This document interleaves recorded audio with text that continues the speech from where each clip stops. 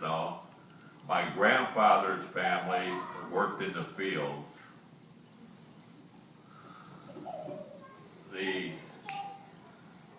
my one grandfather, Malik, who is my mother's father, actually his father was a forester. And in the old country in those days, the son usually followed the father. Whatever the father was, that's what the son did. Nobody got bigger or better jobs. And the same thing with my grandfather. My grandfather worked on the estate of a Russian Hungarian count. He would probably work the rest of his life as a field hand for this Hungarian count. My grandfather, Yarsa, actually served 2 years in the Army.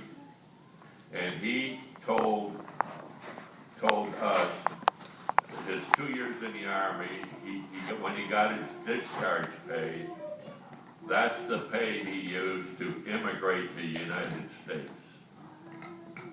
My other grandfather, I don't know where he got his money, but since his father was a forester, he had enough money to send his son to America to immigrate.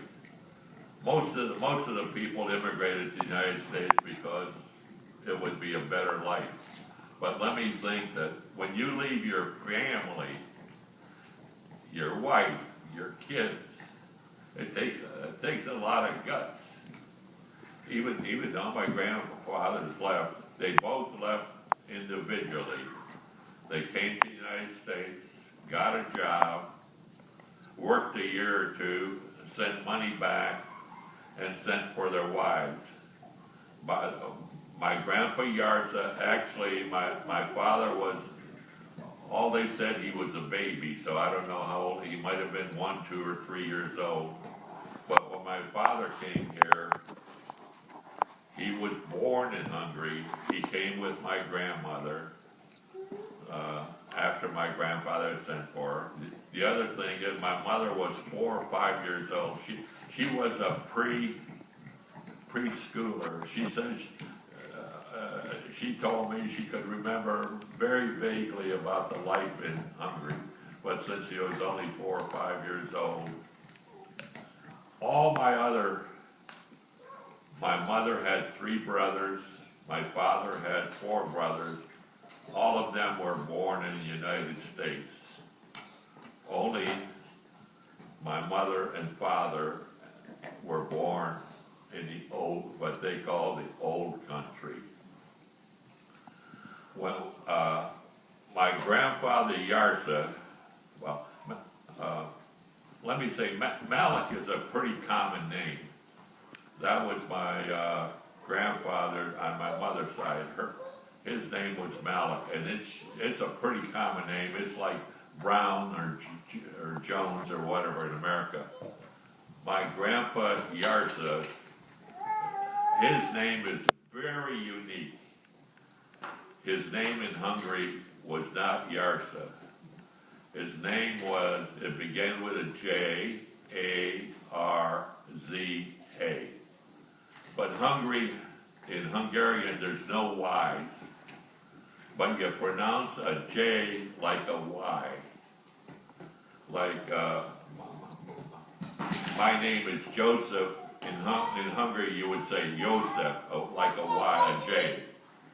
So when he came to America and they signed him up, he told them his name was J-A-R-Z-A, Yarsa. Well, the J sounded like a Y, so they put down Y-A-R. A Z it's pronounced like an S-H, so they put down a name. So Yarsa is really a unique name. I don't know if there's another Yarsa around. Maybe by chance there's another Yarsa, but Yarsa is completely unique. Malik, my mother's maiden name, is very common. It's a very common name. Anyway, My grandfather, Yarsa, although he used his discharge money from the Army to come to the United States, he only had enough money to pay for stowaway. He did not come over as a regular passenger. They had they came over by German boats, and the Germans had agents in these different countries. If you paid a certain amount of money, they would book you a train, they would book you a hotel in Bremerhaven or Bremen or Hamburg until the ship was full. Then they'd feed you and they'd ship you to the United States. Once you got to the United States, at that time, industry was really booming. People would get off the boat and they had people from, especially for Hungarians, they had steel mills and stuff like heavy industry. They would sign you off the boat, they would sign you up, they would give you a railroad ticket to wherever you wherever they wanted you to go. You signed a paper that you would work for them. My grandfather, Yarsa, actually was signed up, and he worked in the stone quarries in Amherst. That was his first job. My grandpa Malik was signed up, and he worked in a steel mill in Warren, Ohio. Later on, he moved from Warren to Illyria. My grandfather, Yarsa, always did stay in Amherst. Because he had worked on a farm, and I think there's a genetic in Hungarians, he wanted to be a farmer. He wanted to work on land. He worked for about 20 years in the stone quarries, and he was finally able to buy a small farm. He had a farm. He had two horses, had about a 60-acre farm. He had about 6 dairy cows. They raised chickens and pigs, and he eked out a living on this farm. Don't forget, he had 5 kids. But I guess the 5 kids were a lot of help. And one of the things he told me, this is, when he got to be about 60 or 65 years old, the war was going great. The farm work was too heavy for him, so he came into town, became a janitor in a factory, and he says, my God, he says, I never had it so easy. I never made so much money in his life as he did being a janitor in a factory. Worked 8 hours a day instead of 16 hours a day, and he made more money than he ever made on a farm. But he was already 60, 65 years old. When the war ended, of course, he lost his job. Well, none of my grandfathers owned a car. The one grandfather did buy, because he had a pretty good job. He was a group leader. He worked in a foundry, and they made the cores for stove furnace. They used to heat houses by a furnace in the basement, and they made the big cast iron hearth that held the coal and all. And he was a group leader, so he probably made 10 cents an hour more than the next guy. My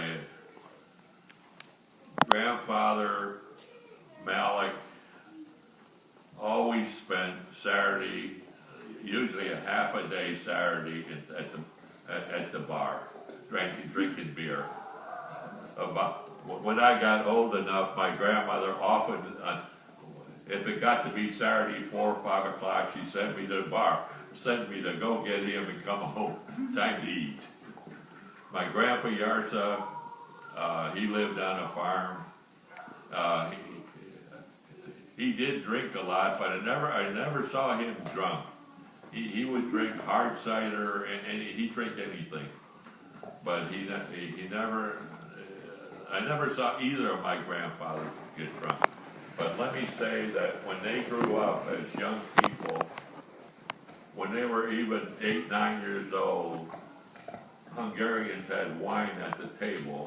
When you ate, aside from the main meal, you always got a little bit of wine. They even used to feed their 9 and 10-year-old kids a little bit of wine. So that although they drank wine all their lives. But both my grandfathers lived into their 70s. I sort of have beat them. They never had a lot of money, but I'd say they lived, in their time, they lived comfortably. Both my grandmothers had to go through since they were foreign, they had to be inducted and had to go take tests to be a naturalized citizen. My grandfather did too, because he came here legally. But the grandfather that was a stowaway, he had no record of entering the United States, so he never became a citizen. I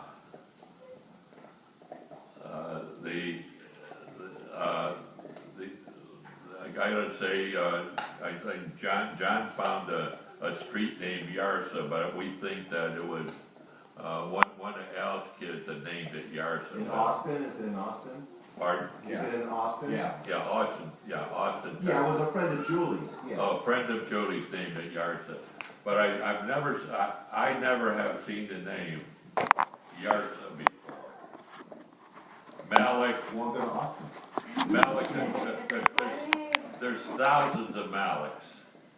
Malik is a pretty common name, but the one thing is, Molnar is also a kind of common name. The one thing about the Molnars is, a number of Molnars became poets or musicians.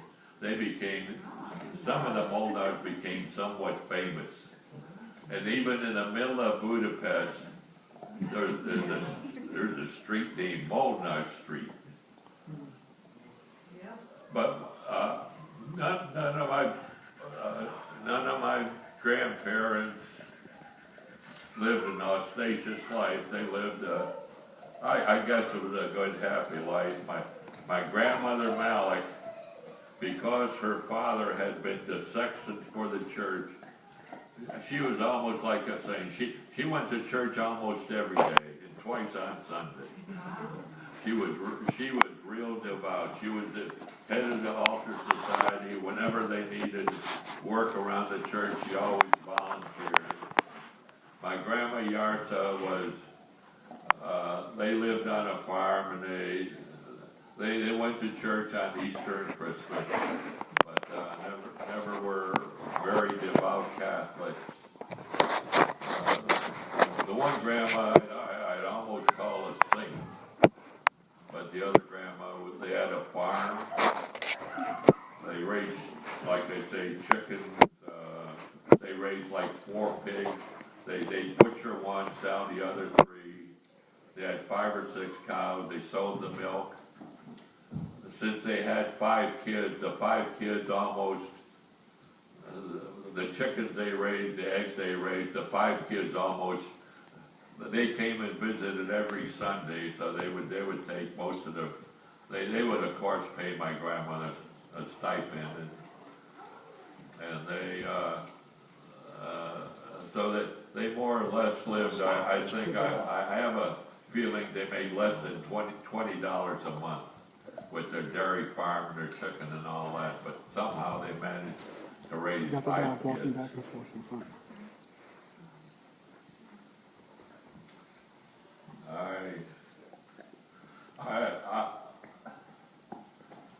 I myself feel very thankful that my grandfather had enough guts to come to the United States, uproot their family, bring them to a strange country, no relatives or anything. They didn't have relatives or anything, but they started a new life here. If it wasn't for them, I would be here, and most of you would be here.